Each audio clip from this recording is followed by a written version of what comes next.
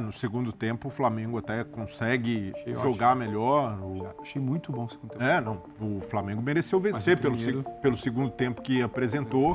É porque já era para estar com 15. Então, assim, tudo no Flamengo ele tem uma dimensão diferente. E acho que isso acaba pautando, sim, o debate. O Tite não é um treinador ruim, o Flamengo não tem um grupo de jogadores ruim, o Flamengo não vai ser eliminado de tudo que é competição precocemente, nem vai brigar contra o rebaixamento no Campeonato Brasileiro. Mas pelo que se fala, é o que parece.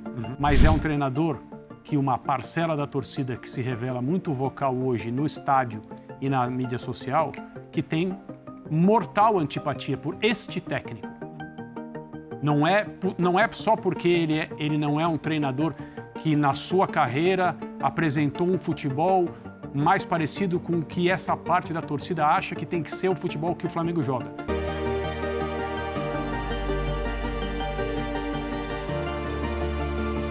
Salve, salve nação! Saudações rubro-negra! Separei para vocês um corte do programa Linha de Passe da ESPN Brasil, falando do nosso Mengão. Flamengo e Palmeiras estão com 8 pontos no Campeonato Brasileiro 2024. Muito bem, depois de 5 rodadas do Brasileirão, o Flamengo tem 8 pontos. Cara, muito pouco, né? Poderia estar com 10, poderia estar com 11, com 12, com 13, com 14, com 15 pontos. Mas a realidade é a seguinte: Campeonato Brasileiro, além de ser muito competitivo e difícil, o Flamengo deu mole, né, cara? Deu mole contra o Botafogo, deu mole contra o Palmeiras, jogou melhor que o Palmeiras no segundo tempo, poderia ter vencido. No sábado agora empatou com o Bragantino, a arbitragem prejudicou bastante o Flamengo. Era pelo menos para o Flamengo estar ali com 10 pontinhos, brigando pela liderança do Campeonato Brasileiro ali nos saldos de gols, sabe, cara? É isso aí.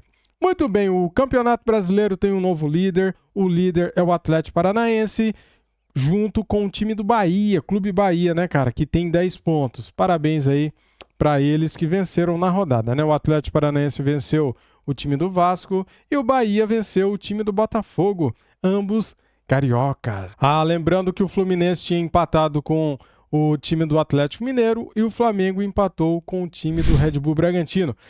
Vamos lá pro vídeo, galera. Deixa o like, se inscreva aqui no nosso canal e ative o sininho. Vamos ver o que eles falaram agora do nosso Flamengo. As imagens são da ESPN Brasil. Link na descrição como creditor. Simbora, vamos lá. Acaba de passar o Flamengo na tabela. Os dois estão a 2 pontos do líder. Pode ser que eu esteja muito exigente, mas o Flamengo ontem também não fez um bom primeiro tempo. É claro que se a gente for comparar os trabalhos, a gente vai levar em conta o tempo de cada treinador, mas também o elenco de cada treinador. E aí eu acho que vale a gente pegar essas forças para colocar na mesma mesa e entender a diferença não só de estágio, mas também de expectativa e de entrega até aqui entre elas, Breler. E aí tem a questão da arbitragem que a gente pode olhar daqui a pouco também, né? No segundo tempo o Flamengo até consegue jogar melhor. Achei muito bom o segundo tempo. O Flamengo mereceu vencer pelo segundo tempo que apresentou. E é um trabalho ainda no estágio inicial. Muito torcedor rubro-negro vai tentar taxar o Tite como, tá desde o ano passado. Desde o ano passado o Tite está aí, ele não começou agora.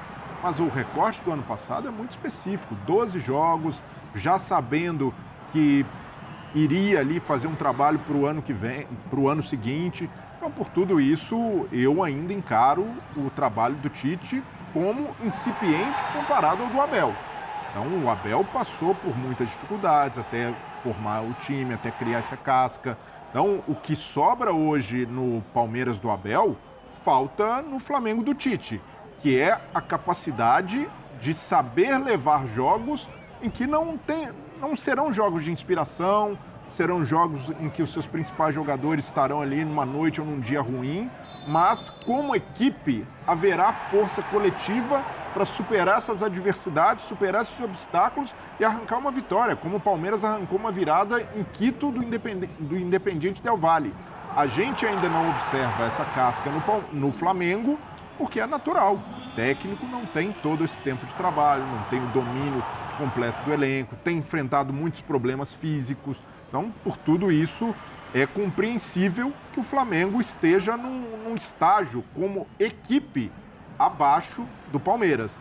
Mas é um time que pode render muito mais. E o Tite tem tentado, de certa forma, até não que ele se espelhe no trabalho do Abel, mas a característica do Tite é de buscar uma unidade de equipe. E o que ele tenta é fazer com que o Flamengo rompa com aquela ideia dos últimos anos, de um jogo mais ali para o lado do intuitivo, dependendo muito de individualidades, e passe a ser um time, passe a ser uma coletividade. Mas até agora a gente tem visto apenas lampejos dessas ideias. Pode ser que o Tite consiga arrancar e que esse trabalho ainda dê frutos? Eu acredito que sim. O Tite tem qualidade para isso, o elenco do Flamengo tem qualidade, mas se quiser chegar a esse estágio de excelência do Palmeiras, ele vai precisar de um ativo que contou muito a favor do Abel. Título. Tempo. Né? O que contou muito a favor do Abel também foi o título logo na chegada. E claro, isso daí ajudou. E mesmo campeão, ele foi questionado, foi contestado. Teve torcedor pedindo a saída do Abel no primeiro ano, mas o tempo fez com que o trabalho evoluísse, naturalmente chancelado por títulos, mas é algo que o Flamengo precisa ter em mente. Sem o tempo, o Flamengo nunca vai conseguir ser a força coletiva que é o Palmeiras hoje. O que foi, Pedro, que está rindo aqui do meu lado? Não, é que o Breyer lembrou da turma que pedia fora Abel. Mas teve isso. Depois de ganhar uma Libertadores, né? Fora. Não, é só pra gente não se pautar e não achar que a turma que pede fora Tite tá coberta de razão. Sim. Eu acho que, para começar, que querer comparar o trabalho do Tite, que não tem um ano, com o trabalho do Abel, que vai fazer 4, são coisas diferentes, são mundos distintos. E nada impede que, quando se enfrentem, aconteça o que aconteceu no ano passado. 3-0, com a autoridade do Flamengo. Há também uma outra situação sobre características. O torcedor do Palmeiras, hoje, ele tem quase que uma devoção ao Abel. Então, se o estilo do Abel é esse, o torcedor compra o estilo do Abel. E com razão para isso. O torcedor do Flamengo guarda uma devoção a um treinador que já saiu do clube há quase 4 anos, que ele insiste há quase 4 anos a querer ver aquilo ali e talvez não aceitar que aquilo pode demandar tempo, pode demandar uma outra situação. Então, tudo que se faz diferente do jogo intuitivo, envolvente, de muitos gols, de muita troca, de muito ataque o tempo inteiro, tudo que se faz diferente disso demora um pouco a ter uma aceitação. Porque o título do Carioca era porque era o Carioca. A sequência de vitórias era porque o time era mais fraco. Se tem ali 8 pontos e está na briga também brasileira, é porque já era para estar com 15. Então, assim, tudo no Flamengo ele tem uma dimensão diferente. E acho que isso acaba pautando, sim, o debate. O Tite não é um treinador ruim, o Flamengo não tem um grupo de jogadores ruim, o Flamengo não vai ser eliminado de tudo que é competição precocemente, nem vai brigar contra o rebaixamento no Campeonato Brasileiro. Mas pelo que se fala, é o que parece. Porque tudo é diferente. E no Abel não. No Abel, uma pequena instabilidade de trabalho ele controla.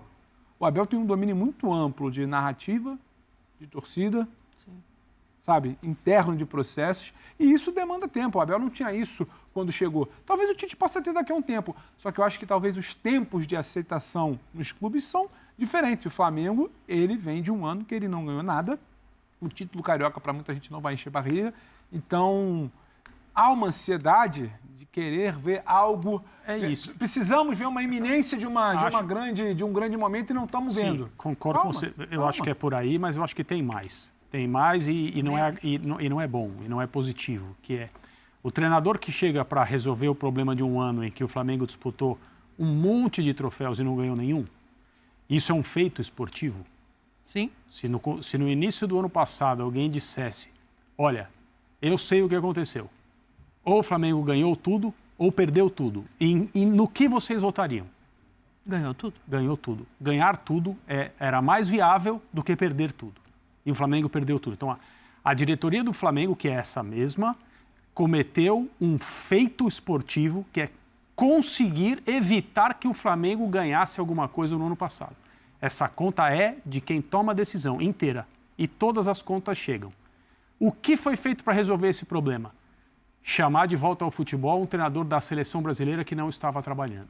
Ele chega com essa grife, com esse respaldo, esse prestígio, mas é um treinador que uma parcela da torcida que se revela muito vocal hoje no estádio e na mídia social, que tem mortal antipatia por este técnico.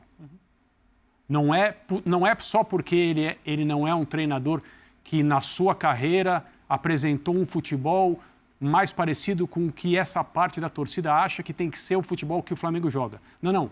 Há uma antipatia com este treinador, porque durante 6 anos ele foi o cara que desfalcou o Flamengo em jogos importantes, como técnico da seleção, e isso ele não tem culpa nenhuma. Qualquer treinador faria a mesma coisa. Aqui na seleção eu me preocupo com os meus problemas. Quando eu sou técnico de clube, eu me preocupo com os meus problemas. Com essas convocações. E depois ele é o técnico associado, a um futebol que o torcedor do Flamengo, mais empolgado ainda com o 2019, não gosta, que é o futebol do sul do Brasil, e é o futebol com o qual ele ganhou tudo com a camisa do Corinthians. Só um ambiente seria mais hostil ao Tite na volta da seleção do que o Flamengo, o Palmeiras. No Flamengo, se ele não levasse alguma coisa a acontecer magicamente e muito boa de se ver logo no início, ele seria pressionado como está sendo agora. Então, para vocês, é só uma questão de tempo e de perspectiva? Não. O time não joga bem, embora tenha jogado bem. O Flamengo tem problema. Eu estou falando do olhar das pessoas. O Flamengo tem problema. A maioria das pessoas não está preocupada como o Flamengo joga, qual é o desenho, qual é o sistema. Eu tenho visto aí, tenho lido cada coisa. O problema é o futebol posicional. O Abel pratica jogo posicional no Palmeiras, ninguém fala nada. Esse pessoal que fala, não, isso aí não tem nada a ver com a nossa cultura. O Abel no Palmeiras, tudo bem. Concordo que se essa parte da torcida do Flamengo estivesse vendo o futebol que o Abel pratica do Palmeiras, também estaria reclamando. Mas não desse jeito, né? Porque é muito título. É muita conquista. Então, calma aí, pessoal, não vamos reclamar tanto assim. Mas o problema é de jogo, creio eu, tático. Talvez o segundo tempo ontem tenha indicado um novo caminho, mas o Tite já está forçado a fazer alguma coisa diferente da qual ele planejava no início por causa dessa pressão. E eu concordo com você que o debate não é de ordem tática, porque o problema para o Flamengo tem problemas. O Flamengo do Tite tem problemas. Tem problemas, inclusive, que ele reconheceu no show que estou falando. Na coletiva do meio de semana ele falou, temos problemas, o desempenho foi ruim, temos que melhorar. Então ele está falando, eu não vou falar o contrário. Mas eu só falo do exagero. Só que o que eu falo é isso, os problemas do Flamengo são menores que a gritaria. E aí passa por muito o que o André está falando, eu acho que sim. Mas aí, porque, por exemplo, a gente não pode chegar na questão do torcedor, né? O torcedor tem direito de gritar, a gente não pode cair no mesmo lugar. Mas a gente dialoga com o torcedor. Isso. Então a gente precisa explicar por que o torcedor está gritando, e é o que eu falo sempre, o torcedor quando ele liga a TV, ele quer ver a opinião dele na nossa boca, ele não quer saber a nossa opinião, muitas vezes. Isso. Então ele quer saber por que ele está gritando e a gente não a notícia de conforto e a opinião de conforto. E o que acontece se ele falar o que eu penso, tá legal. Para o jogo de ontem, a gente pode se debruçar sobre um primeiro tempo limitado, um trabalho do Tite que está demorando andar como a gente gostaria. Mas ninguém vai querer falar sobre o segundo tempo, porque é mais importante falar do resultado e do primeiro tempo. Porque o Tite, eu acho que carrega assim, o treinador de seleção brasileira aqui, no futebol brasileiro, não ganha ele uma Copa do Mundo, ele é um fracassado. Você vai em qualquer lugar do mundo, o cara que treinou uma seleção nacional, ele é um cara de respeito. No Brasil ele é um fracassado, porque ele não ganhou uma Copa. Quantas vezes a gente cai no debate raso? Mas foi bem na eliminatória, mas perdeu a Copa. Sim. Porque parece que você ganha da Argentina um banho de bola mais de uma vez, aquele Uruguai que muito... Isso não vale de nada. Então, o treinador ele já sai como... O treinador da seleção que não é campeão do mundo, ele é um fracassado. Cara, um exemplo, o Felipão ganhou uma Copa do Mundo e perdeu outra, né? O Felipão do 7-1. Ele é muito criticado por causa do 7-1, e isso que ele ganhou uma Copa do Mundo, hein? Imagina o Tite. E aí tem todo o contexto do André. Aí tem uma gritaria que para mim é maior do que os problemas do time. E tem uma diretoria que usa o Tite como escudo, porque ela não respalda, ela não fala, ela não defende. Ela deixa ele testando. Hoje estava o seu vice-presidente de futebol, um post lamentável. Sabe o torcedor? Então só a gente joga às 11 da manhã? Porque nessa rodada não teve partida das 11. Ele é um vice-presidente de futebol, ele é ridículo. É ridículo essa postagem, não é uma pessoa... Porque quem paga o que paga, e o mundo é esse, é que determina isso. E ele tem que, se ele quiser, ele bate lá e grita. E quando sai a tabela, ele sabe. Ele não ficou sabendo de semana passada. Ele não foi surpreendido hoje, quando ele ligou a TV. Rapaz, não tem jogo às 11. Só que aquilo ali é um momento de briga de capital político. Quando ele fala aquilo ali, ele dialoga com o torcedor. Aquela fantástica goleada sobre... Aí o outro lá responde. Aquela fantástica goleada sobre o Goiás em 2019, não foi às 11 da manhã no Maracanã? Do Jesus? Do Jesus, acho que não sim. Foi às 11? 6-1, não é isso? Eu acho que sim. Eugênio, quero te ouvir, que você está aí prestando atenção atentamente em tudo, eu quero te ouvir também. Estou prestando atenção, porque está ótimo o debate. Eu entendo assim que a relação do Tite com o Flamengo, ela vem antes do campo, ela vem de personalidade. Também acho. E a figura do Tite não casa com a personalidade média do torcedor do Flamengo. Né? Vamos estabelecer a comparação. O Gabigol representa o Flamengo, a torcida do Flamengo. a atitude dele. O Renato Gaúcho também. O Renato Gaúcho também. O Tite, ele é muito... O Rafael Prates usa uma expressão engraçada. O Tite não sai de casa sem guarda-chuva. Eu já ouvi, é maravilhoso. O Gabigol sai sem camisa na chuva. Mas eu acho raso. Eu acho raso que porque começa aí. Começa aí. Mas aí. Não se sustenta aí. Não se sustenta porque a questão é, começa daí e isso se transporta para o campo. Isso. É quando transporta para o campo e você vê o Flamengo jogando em casa contra o Amazonas, trocando uma infinidade de passes para o lado, é aí que o torcedor perde a paciência. Vem cá, é jogo de Copa do Brasil, tem que fazer salto, estamos ganhando de 1-0, o time adversário não cria nada e ninguém arrisca uma jogada. Essa é uma questão. E quando alguém arrisca, sai o gol. E isso vem se repetindo. Vamos voltar lá a Palestino, na Libertadores, alguns jogos do próprio Campeonato Carioca. O Flamengo entra em campo, parece ser o seguinte, fiz um gol no primeiro tempo, o segundo tempo, a temporada é puxada. Vamos descansar em campo. E o torcedor não suporta isso. E o Flamengo, você sabe, Dani, tudo é ultradimensionado no Flamengo. Sim, pelo tudo que acontece lá, pela dimensão da torcida, pela personalidade do clube, pelo que acontece lá, tudo bom fica excelente, tudo ruim fica péssimo. É o que eu brinco, o Flamengo é um disjuntor, ele só tem rumo ao Mundial e crise na Gávea. Não tem meio termo. Então, assim, um jogo que é mais ou menos vira péssimo. Por quê? Aí você olha, poxa, olha o investimento do Flamengo. Olha quanto que ele gasta para trazer o De La Cruz, que era a maior contratação possível no cenário sul-americano, na janela. O jogador mais experiente, pronto, titular da sua seleção, com rodagem, campeão de Libertadores. E o Flamengo é o único time que vai buscar o jogador. Tem dinheiro para ir buscar o jogador pronto. No Brasil, é o único que faz isso. A gente está falando de um Palmeiras que está trabalhando muito com a base e jogadores que vêm de fora são jogadores que não são investimentos gigantescos. O Flamengo pode fazer isso. Então, se cobra o quê? Vem cá, eu quero ver dentro de campo a representação disso. Ainda que não seja só em resultado, tem a questão de desempenho também, né? Para se tratar, mas vamos ver como é que se desenha agora, porque o segundo tempo resultado desse vem jogo... Rebote. Ontem, no segundo tempo, talvez ele tenha sentido o senso de emergência, de urgência. Eu preciso botar esse time mais agressivo. Esse time precisa ser mais vertical. E foi. Vai continuar sendo? É a pergunta que a gente vai responder ao longo dos próximos jogos. Lembrando que terça-feira o Flamengo encara o Palestino pela Libertadores, o último jogo fora de casa. Galera, no Flamengo é assim, cara. Tem que vencer e jogar bonito. Tem que vencer e convencer. Se vencer por 1-0, não tá bom. Se vencer jogando mal, não tá bom. Se empatar, péssimo resultado. E se perder, daí é fora para o técnico que estiver dirigindo ao Flamengo, né? A torcida do Flamengo é muito exigente, está mal acostumada, quer ganhar tudo sempre, quer que o time dê sempre um show em campo, né? Ganhando de goleada, só que não é isso que está acontecendo. O Flamengo vem passando por um momento que não é tão bom assim. O futebol do Flamengo caiu bastante de rendimento. Neste último jogo, no segundo tempo, principalmente, o Flamengo deu uma reagida, estava perdendo, conseguiu buscar o gol de empate. No meu ponto de vista, fez um bom segundo tempo, criando oportunidades e merecia até sair com a vitória contra o Bragantino. E também os erros de arbitragem que não deixaram o Flamengo sair com a vitória. Hoje era para o Flamengo estar liderando o Campeonato Brasileiro com 10 pontos. Se a arbitragem tivesse sido legal, se tivesse sido boa, né? Competente, se tivesse dado o pênalti em cima do Luiz Araújo, se tivesse mantido a expulsão do jogador do Bragantino, então a arbitragem também roubou a cena no último jogo. Era para o Flamengo estar com 10 pontos. É isso que eu acho.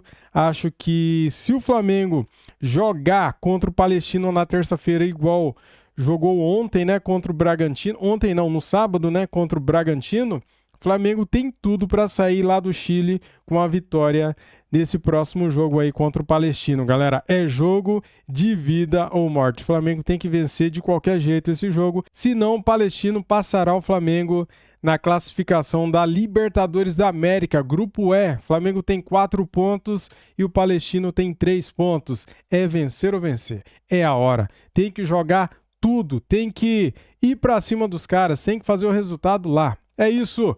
Muito obrigado a todos vocês que assistiram o vídeo até aqui. Se você concorda comigo ou não, comente, fique à vontade, use os comentários, deixe sua opinião, que é muito importante pra gente, tá bom? Deixa o like, se inscreva aqui no nosso canal e ative o sininho. Saudações rubro-negras. Fui!